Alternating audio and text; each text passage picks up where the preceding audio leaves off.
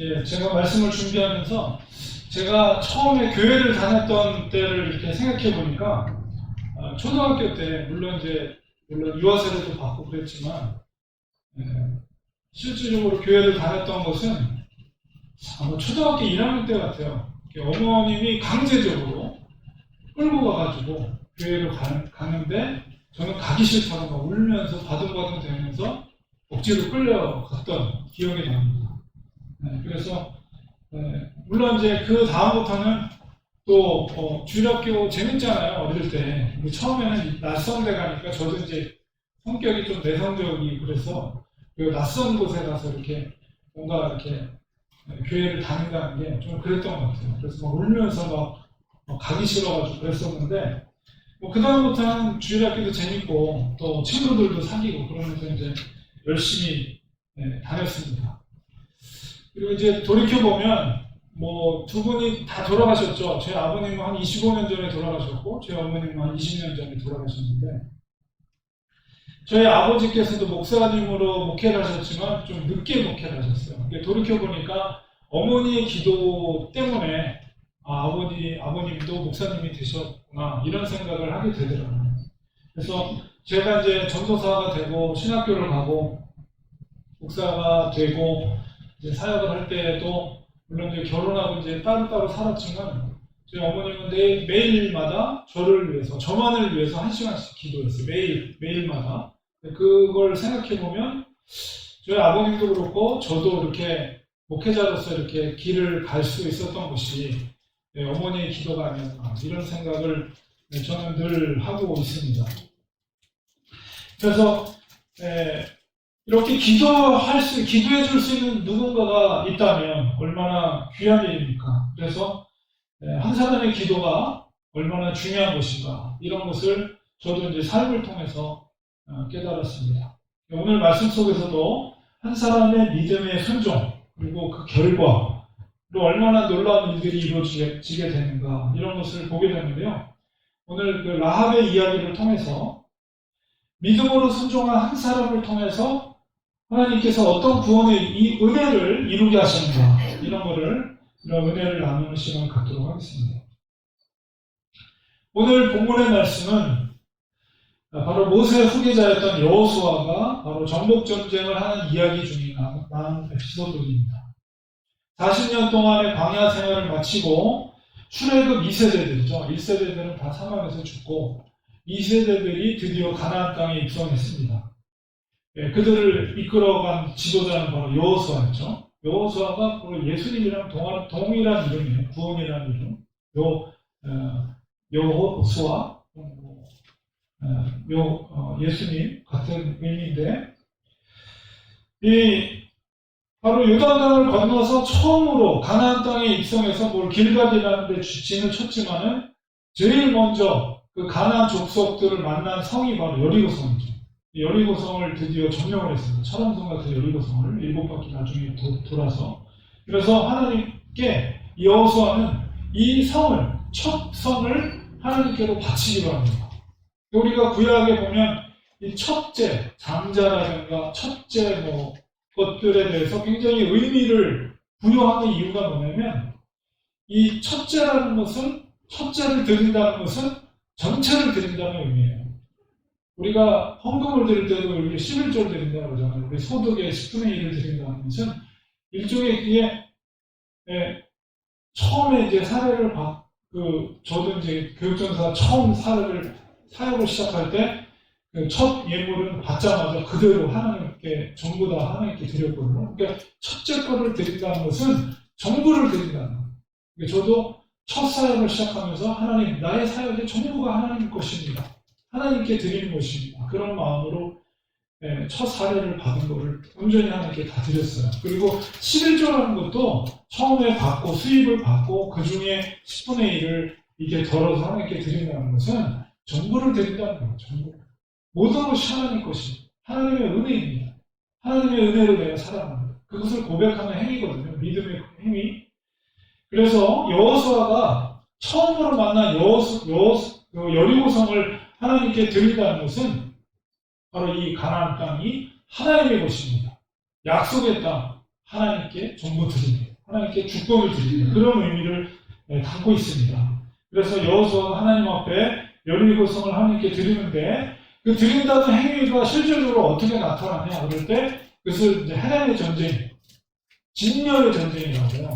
그래서 거기에 있는 모든 남녀노소, 그 다음에 생축, 살아있는 모든 생명체를 다 칼로 베고, 그 다음에 거기에 있는 모든 것들을 불살라 없애고, 거기서 귀중한 것들, 귀한 예물이라든가 이런 걸 거둬들이면 개인이 소유하지 않고 온전히 하나님의 전에 제단에 바쳐지는, 그러니까 완전히 하나님께 드려지는, 이거는 하나님의 것이에요.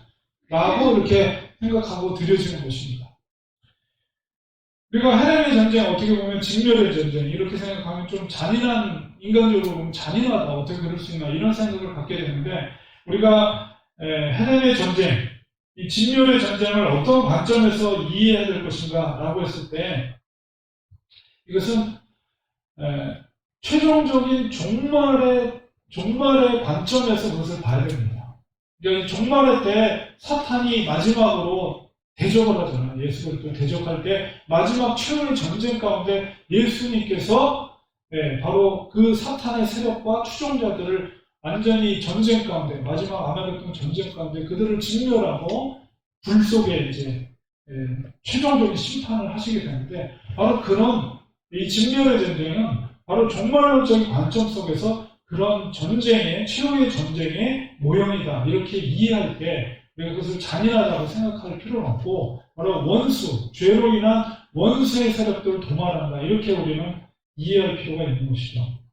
그런 의미 속에서 우리가 성경에 보면, 구약에 보면 노아를 통해서 나머지한테 다 진멸됐잖아요. 물로.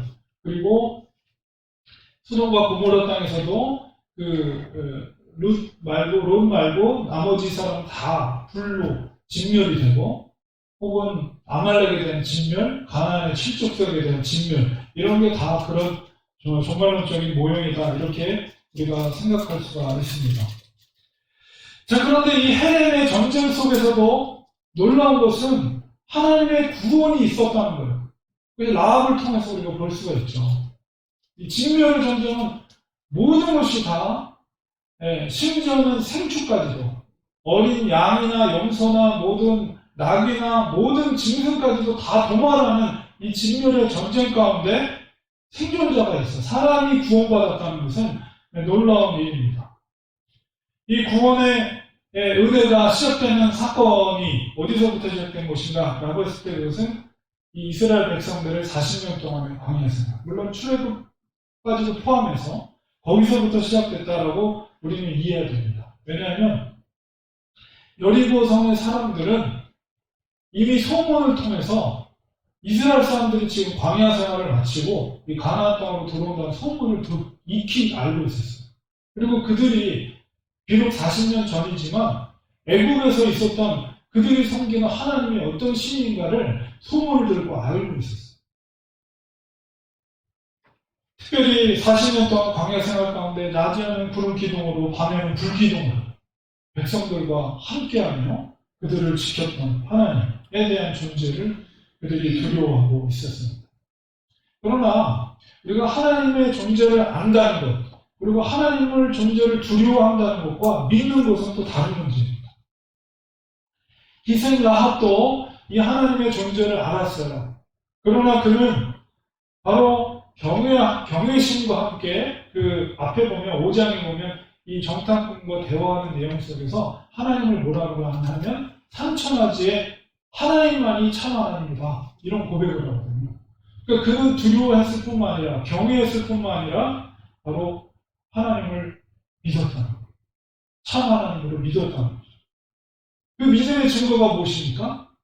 바로 여리고성에 미리 들어온 정탐꾼들을 숨겨줍니다. 믿지 않으면 그렇게 행할 수가 없죠. 하나님을 두려운 존재, 하나님 참 하나님으로 믿었기 때문에 그는 바로 행함을 통해서 그 믿음을 나타내는 거예요. 하나님은 그 믿음을 바로 이 라합처럼 그 진짜 무엇을 믿는지 행함을 통해서 그 믿음을 보기를 원하십니다. 그 결단이 필요한 거죠. 여러분 생각해 보십시오. 라합의 그 행위를 한번 생각해 보세요. 자기 동포의 입장에서는 완전 민족을 배신하는 행위죠. 자기들의 성을 무너뜨리고 침입한 정탐꾼을 숨겨준다는 것은 그 같은 동포들의 입장에서는 완전히 배신행위예요. 그게 발각이 되면 자기 목숨, 자기뿐만 아니라 자기 모든 가족들이 다 죽을 수 있는 그런 결단을 한 거예요. 라합은. 왜 그렇습니까? 이 믿음이라는 것은 바로 이 생각과 가치관이 변화되는 거예요. 이전에 섬겼던 가나안의 신들을 버리는 거예요. 그리고 그 이스라엘의 하나님을 참신으로 믿는 거죠. 그렇다면 그의 가치관이 달라져요. 이전에 소중하게 여겼던 것, 이전에 중요하게 소중하게 여겼던 모든 가치관들이 하나님 중심으로 바뀌게 됩니다. 그렇기 때문에 정탐꾼을 숨길 수 있는 결단과 행동이 나타날 수 있는 거죠. 이게 진짜 믿음이에요. 믿음이라는 것은 말만 되어지는 것이 아닙니다. 우리의 가치관이 달라지는 거예요. 하나님 중심의 가치관으로 변하는 것입니다. 이전에 우리가 소중하게 여겼던 것들, 나 중심의 생각들, 아니면 가족 중심의 생각들, 돈이 최고라고 생각했던 이전의 가치관들을 버리고 하나님의 최고의 가치관이다라고 우리의 생각과 가치관이 변하는 것. 이게 진정한 믿음이에요. 그러면 행동이 바뀔 수밖에 없어요. 우리가 돈을 쫓아가던 그 길을 버리고 하나님을 쫓아가는 길로 바뀌게 되는 거예요. 그게 진짜 믿음이에요. 바로 라합은 하나님의 정탐꾼을, 하나님의 백성의 정탐꾼을 숨겨주는 것이 더 가치가 있는 일이라고 판단을 하고 결단을 하고 행동을 한 것입니다. 바로 이렇게 진정한 믿음은 가치관의 변화를 통해 우리의 생각의 변화를 통해서 바로 새로운 삶의 모습으로 우리의 삶이 변화돼요. 심지어 우리가 그 믿음의 선택을 해서 내가 위태로운 일이 발생한다 할지라도 그것을 감수하고라도 내가 믿음 결단하고 이 길로 가기로 했던 그 행동을 한다는 것이죠. 하나님은 그 믿음의 행위를 보시고 그 믿음을 인정해 줍니다. 진짜 믿음으로 인정해 줍니다. 그리고 그 믿음이 있을 때야말로 드디어 하나님의 은혜와 구원이 이루어지게 된다는 거예요. 이 원리는 지금 우리가 이 시대에 믿음 생활을 하는 우리들에게도 동일하게 적용하는 원리입니다. 그냥 말로만 믿는다고 해서 그 속에 구원이 이루어지지 않아요. 진짜 믿는다면 라합과 같은 생각과 가치관을 모든 이 세상의 세속적인 중요시기 여겼던 가치관을 버리고 하나님의 최고로 가치로 여기는 그 가치관으로 생각이 바뀔 뿐만 아니라 그것이 행동으로 나타날 때 그것이 진정한 믿음이다. 하나님을 인정해 준다. 그 믿음. 그리고 거기에 비로소 구원의 역사가 이루어지게 되는 것입니다. 여호수아는 이 정탐꾼의 보고를 들었어요. 그래서 여호수아가 하나님 앞에 이 여리고성을 헤렘의 전쟁, 진멸의 전쟁으로 명하고 그렇게 했지만 명령을 내렸지만 그 라합만은 구원을 명합니다. 오늘 6장 22절에 보니까 여호수아가 그 땅을 정탐한 두 사람에게 말하되 그 기생의 집에 들어가서 너희가 그 여인에게 맹세한 대로 그와 그에게 속한 모든 것을 이끌어내라. 이 여호수아의 명령이 얼마나 놀랍습니까? 진멸하기로 작정했지만 그 속에 구원의 역사가 일어났어요. 특별히 정탐꾼과 그 라합과의 대화 속에서 5장에서 누구의 이름으로 이것을 약속했냐 하면 여호와 하나님이 약속을 했어요. 그렇기 때문에 여호수아도 헤렘의 전쟁이지만 하나님의 이름으로 맹세를 했기 때문에 그 약속을 지킨 거예요. 하나님의 이름으로 한 약속은 불변의 약속입니다. 어떤 경우라도 지켜야 되는 약속이 하나님의 이름을 걸고 한 약속이에요. 여호수아가 그걸 알았기 때문에 내가 아무리 진멸의 전쟁을 명했어도 하나님의 이름으로 약속한 것을 지켰어요. 그래서 창문 너머에 빨간색 이 스카프나 그 천으로 이제 표시를 했죠. 그래서 그 집이 라합의 집이라는 것을 약속을 한 거잖아요. 그래서 그 집에는 절대 진멸되지 않도록 지켜져 있어요. 그리고 정탐꾼, 두 젊은 정탐꾼을 직접 가서 이제 구원 작전, 이제 그 실시합니다. 그래서 그 두 정탐꾼이 가서 그 라합을 확인하죠. 자기를 도와줬던 그 여인이 맞는지를 확인하고 그 여인과 그 다음에 그 여인에게 속한 부모, 형제, 그리고 그에게 속한 모든 것이라고 했어요. 그러니까 소유한 것들까지도 포함해서, 그리고 그의 친지들까지도 구원의 역사가 일어나게 됩니다. 얼마나 놀라운지 모르겠어요. 하나님의 이름으로 약속되어졌기 때문에 이 일이 가능한 거죠. 우리가 하나님의 속성에 대해서 우리가 성경 공부하면서 배웠죠. 하나님의 속성은 약속을 절대 불변하는 하나님. 한번 우리에게 약속한 것은 반드시 지키시는 하나님. 사람의 약속은 어떻습니까? 때로는 깨져, 변질돼요. 그러나 하나님이 약속한 것은 반드시 지켜줍니다. 그것이 10년이 되건 100년이 되건 1000년이 되건 반드시 하나님이 한 약속은 반드시 성취가 된다는 사실이에요. 바로 여호수아가 그것을 지켰고, 바로 그것으로 인해서 그 라합의 가족들이 구원을 받게 된 것입니다. 진멸의 전쟁 속에서 이 라합의 부모와 형제, 그리고 그에 속한 것, 친족들이 구원을 받게 됩니다. 구출작전이죠, 구출작전. 그러니까 미리 침투해서 진멸하기 전에 살려야 될 사람들을 구출하는 거예요. 라합 그 빨간색으로 된 그 집만 찾아간 거예요. 성이 무너지고, 여리고 성이 7번 할 때 한쪽 이 벽이 무너졌죠. 그 속에 그 구원, 바로 구출작전을 한 그 군사들이 가서 그 집을 찾은 거예요. 그래서 거기에 있는 사람들만 빼내고, 그리고 안전하게 영외로 해서 안전지대에 그들을 다 옮겨놓은 다음에, 그 다음에 진멸의 전쟁이 그 다음에 시작됩니다. 그리고 이제 볼 것 없어요. 보이는 대로 닥치는 대로 다 죽이는 거예요, 칼로. 그래서 다 죽이고, 짐승도 다 죽이고, 남녀노소를 불문하고 다 죽여버립니다. 그리고 모든 집을 다 불살라요. 그리고 물론 귀한 것들은 미리 다 취하죠. 취해서 하나님 앞에 드려지는 제물로 바쳐지게 되고, 나머지는 볼 것 없어요. 다 불바다가 됩니다. 여리고성은 불바다가 됩니다. 여러분, 그 안전지대에 있었던 라합과 그의 부모와 그의 형제들과 그 친지들이 그 여리고성이 불타오르는 것을 보면서 어떤 생각을 했겠어요? 우리도 라합이 아니었으면 우리도 저기서 불로, 그리고 칼에 다 진멸될 수밖에 없는 우리들인데 라합으로 인해서 우리가 생명을 구했구나. 얼마나 라합에게 고마워했겠어요. 그 부모와 형제들이, 그 친지들이. 그리고 그 라합과 그 가족들은 이 이스라엘 공동체 안에 들어온 거예요. 오히려 가나안 족속의 이방인들 아니에요. 가나안 족속들은 다 진멸하라고 하나님이 하셨어요.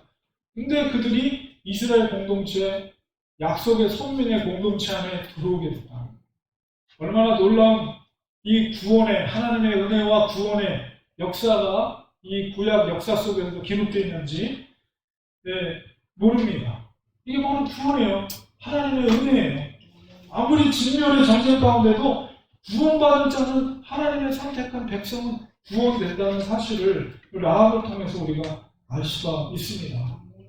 바로 한 사람, 그 한 사람, 믿음의 결단을 한 그 한 사람 때문에 이런 놀라운 구원의 역사가 기록된 거예요. 한 사람의 믿음의 순종이 그만큼 중요한 것입니다. 우리 여러분 한 명 때문에 얻게 될 하나님의 은혜를 여러분 기억해야 됩니다. 하나님은 특별히 구역의 역사, 구속사의 역사를 이루기 위해서 그 순종하는 그 한 사람, 덜도 말고 더도 말고 그 한 사람을 통해서 그 역사를 이루어 가신다. 그렇기 때문에 여러분, 때로는 이 믿음의 길을 가는 게 외로울 수도 있어요. 여러분 실망하지 마시고 낙담하지 마세요. 구원을 이루기 위해서, 그 구원을 이루기 위해서 필요한 사람은 그 순종하는 그 한 사람, 라합이 있었다. 바로 그 한 사람이 바로 우리가 되기를 소원합니다. 때로는 그 순종하는 한 사람을 통해서 가족을 구원합니다. 때로는 그 순종하는 한 사람을 통해서 도시를 구원하기도 합니다. 때로는 그 순종하는 한 사람을 통해서 나라를 구하기도 한다는 거예요. 여러분, 하나님께서 왜 요셉을 이집트로 보냈습니까? 바로 하나님께서 그의 부모와 그의 가족들을 구원하기 위해서 미리 보내신 거예요.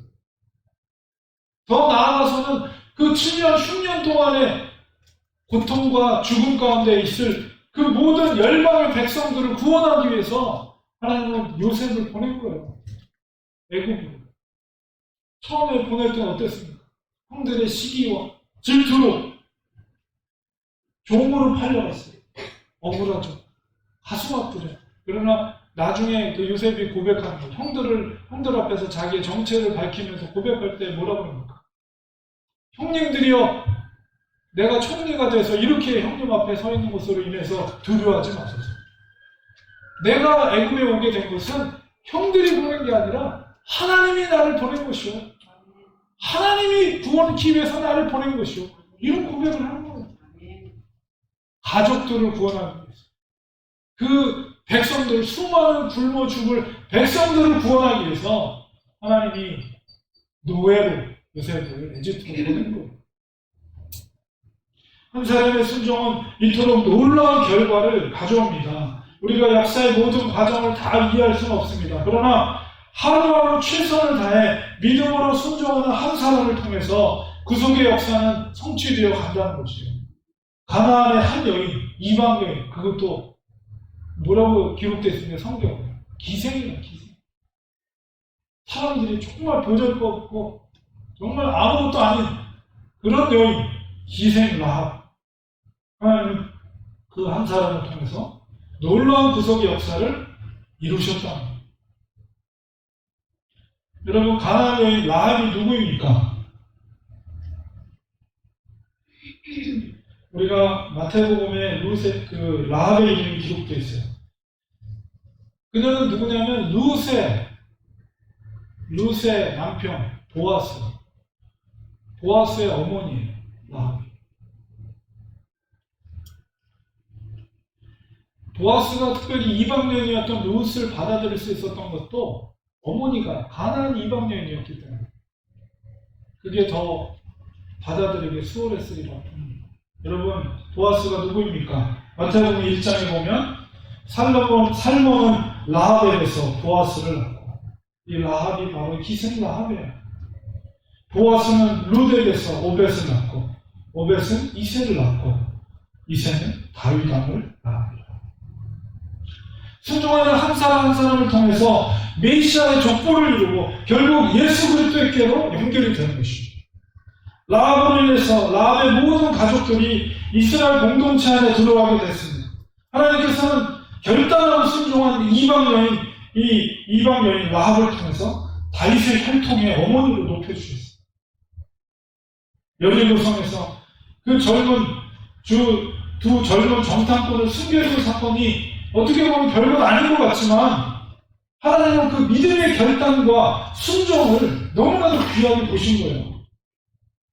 2022년 현재를 살고 있는 우리들도 마찬가지입니다. 이전의 가치관을 버리고 하나님 중심의 삶을 사는, 믿음의 삶을 사는 그런 사람은 하나님을 귀하게 보십니다. 그 순종의 사람을 통해서 놀라운 구원의 역사를 이루십니다. 우리는 알지 못하지만 그 역사의 흐름 속에서 구속의 역사의 중요한 일들을 행하실 것입니다. 다른 누구도 아닌 바로 나 하나의 순종이 바로 그런 놀라운 하나님의 일들을 이루실 것입니다. 하나님의 약속의 말씀을 굳건히 믿으시기 바랍니다. 하나님의 약속은 결코 변하지 않습니다. 반드시 약속을 성취하여 주십니다. 결론을 맺겠습니다. 우리가 연약해서 때때로 기도가 이루어지지 않을 때 우리는 지치고 실망합니다. 그럴 때 여러분, 약속의 말씀을 기억해야 됩니다. 또한 라합의 믿음의 이 순종을 기억하시기 바랍니다. 한 사람의 순종은 온 집안을 구원시킬 수 있습니다. 그 한 사람의 기도와 순종은 구속사의 큰 일을 이루게 하십니다. 하나님은 믿음으로 사는 그 한 사람을 통해 놀라운 일들을 이루게 하십니다. 우리의 기도와 우리의 믿음의 순종을 통해 우리의 자녀, 우리의 후손들, 우리 자녀들이 하나님 나라의 위대한 일들을 이루게 하실 것입니다. 눈물로 씨를 뿌리는 자에게 기쁨으로 단을 거두게 하신다고 약속해 주셨습니다. 특히 우리가 후손들을 위해 기도의 씨를 뿌리고 믿음의 씨를 뿌릴 때 하나님께서는 우리가 누리지 못한 놀라운 복들을 우리의 자녀들과 우리 후손들에게 하나님께서 베풀어 주시고 갚아 주실 줄 믿습니다. 이게 약속의 말씀입니다. 반드시 주님은 그 뿌린 것에 대해서 거두게 하신다는 것입니다. 우리는 믿음으로 그렇게 씨앗을 뿌리고 믿음으로 살아가는 하나님이 찾으시는 그 한 사람이 되기를 간절히 소원하고 축원드립니다. 기도하겠습니다. 하나님, 라합의 결단과 순종이 그의 모든 부모님과 가족과 친지를 구원했습니다. 그리고 그는 다윗 왕가의 아름다운 어머니 반열 속에 그 족보 속에 올라가게 됐습니다. 하나님, 우리가 연약하기 때문에 때로는 우리의 기도, 우리의 믿음 생활이 정말 뜻대로 안 될 때 힘들고 어려울 때가 많습니다. 하나님, 그럴 때마다 라합을 기억하게 하시고 하나님의 약속의 말씀을 기억하게 해주셔서 눈물로 계속 기도의 씨를 뿌리게 하시고 우리 자녀들과 후손들에게 정말로 하나님 라합처럼 믿음의 결단과 믿음의 순종을 통해서 하나님 앞에 순종할 때 하나님 그의 열매가 우리의 자손들에게 이루어질 줄 믿습니다. 약속의 말씀을 믿고 끝까지 우리가 믿음의 길을 갈 수 있는 우리들이 되게 하여 주시옵소서. 예수님의 이름으로 기도합니다. 아멘.